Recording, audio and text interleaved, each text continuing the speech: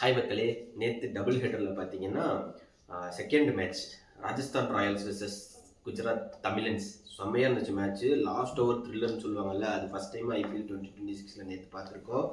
எப்படி போச்சுன்னா, ஃபஸ்ட் டைமே இந்த IPL ஒரு கேப்டன் வந்து டாஸ் வின் பண்ணி பேட்டிங்னு போயிருக்காரு. தைரியம் தாங்க ரியான் பராக்கு. பேட்டிங் எடுத்தார், செம்ம பெர்ஃபார்மன்ஸு. ஓப்பனிங்கில் இந்த 2 பேர் அதிரடி காட்டி விட்டாங்க. நேற்று எனக்கு தெரிஞ்சு SSV ஜெய்ஸ்வால் வந்து ஒரு பெடல் ஜாஸ்தியாக போயிட்டாரு. அவர் அதிரடியை காட்டிட்டாரு. சூரியவன்சி கொஞ்சம் கம்மி.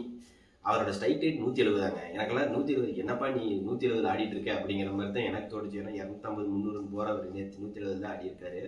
பட் பரவாயில்ல, நல்ல பேட்டிங் பண்ணி ஹெட்மேராக இருக்கட்டும், ஜுரேல்ஸ் வச்சு விளாசிட்டாருன்னே சொல்லணும். இவங்களும் பவுலிங்கில் கொஞ்சமாவது இது காட்டியிருக்கானுங்க, பொட்டன்ஷியல் காட்டியிருக்காங்க. எல்லாருமே அவங்களுக்கு ஏற்ற மாதிரியே வச்சு கொடுக்குறாங்க அடி. ஏங்க அது வைபவ் சூரியவன்சி SSV ஜெய்ஸ்வால் ஆடுறாங்க தான், நான் இல்லைங்களே. வாஷிங்டன் எடுத்து வச்சிருக்கீங்க, ஒரு ஓவர் கொடுத்து தான் பார்க்கறது. பவர் பிளேல கொடுக்கவே இல்லை. அந்த சேம் CSK என்ன தப்பு பண்ணாங்களோ அதே தான் GTயும் பண்ணுறாங்க. யாராவது ஒருத்தர் ஒரு ஸ்பின்னர் ட்ரை பண்ணி தான் பார்க்கணும், வேறு வழியில் அடிக்கத்தான் செய்வாங்க. மேபி எங்கேயாவது ஒரு இடத்துல விக்கெட் கிடைக்கலாம் இல்லையா? ஸோ அந்த மாதிரி அவங்க ட்ரை பண்ணால் தான் அந்த ஓப்பனிங் பேரை முடிக்க முடியும் ராஜஸ்தான் ராயல்ஸுக்கு. அந்த அதர் சைட் பார்த்தீங்கன்னா GTயில் அந்த 3 பேர் அடிச்சு தாங்க ஆகணும், வேறு வழியே இல்லை. அதில் ஒருத்தர் நேற்று மிஸ்ஸு கில்லு. ஸோ குமார் குஷாகருக்கும் சாய் சுதர்ஷன் நல்லா பெர்ஃபார்ம் பண்ணார். ஜாஸ் பட்லர் எப்பவும் போல அவர் ஃபார்மில் எல்லாங்கிறத காட்டிகிட்டு இருக்காரு.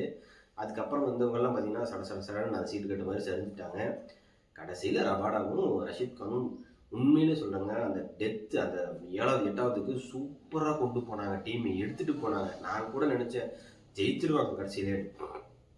அந்த இடத்துல தான் ரியான் பராக் நம்ம தலைவன் வேறு ஒரு முடிவு எடுத்தான். பர்கருக்கு ஓவர் இருக்குது, சந்தீப் சர்மாவுக்கு ஓவர் இருந்துச்சுன்னு நினைக்கிறேன். இவங்களை விட்டுட்டு துஷார் தேஷ்பாண்டே கொடுத்தாரு பாருங்க. அதுக்கு முன்னாடி ஜோஃப்ரா ஆர்ச்சர் முக்கால்வாசி மேட்சை வந்து முடிச்சு விட்டார். அந்த லாஸ்ட்டுக்கு முன்னாடி ஓவர், கடைசி ஓவர் வந்து 13 ரன்னோ 12 ரன்னோ வேணும்னு நினைக்கிறேன். துஷார் தேஷ்பாண்டே கொடுத்தா வைடா யாக்கற காலுக்குள்ளேயே வெய்யி அப்படிங்கிற மாதிரி காலுக்குள்ளே வெய்யின்னு வச்சு அத்தனைக்கும் ஒரு வைடு போட்டாருங்க. வைடு போட்டுமே அவர் வந்து டீமை வந்து வின்னிங்க்கு கொண்டு போயிட்டாரு. உண்மையிலேயே சூப்பராக போட்டாருங்க அவரும் CSK பாருங்கள், CSKலேருந்து வெளியே வந்தீங்கன்னா சூப்பராக பெர்ஃபார்ம் பண்ணுறாங்க. இவங்களுக்கு இதில் இன்னொரு விஷயம் நான் சொல்லணும். நல்லா யோசிச்சு பாருங்கள், எல்லா டீமுமே அந்த 8th டவுன் வரைக்குமே பேட்டிங் இருக்குது. CSK கிட்ட மட்டும்தான் இல்லைன்னு நான் நினைக்கிறேன். CSK அண்ட் KKR இல்லைன்னு நினைக்கிறேன். மற்றபடி ராஜஸ்தான் ராயல்ஸ் உண்மையிலே சூப்பராக அவங்க வந்து அந்த ஃபைனலுக்கு போக வேண்டிய மொமெண்டத்தோடு தான் போயிட்டுருக்காங்க.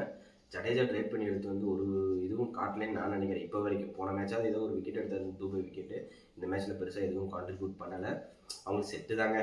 ஃபஸ்ட்டு 5 செட்டில் இருக்கும்போது எதுக்கு ஜடேஜா வந்து ஆடிக்கிட்டு அப்படிங்கிற மாதிரி தான் இருக்குது. GT நிறைய கரெக்ட் பண்ண வேண்டிய வேலை இருக்குங்க.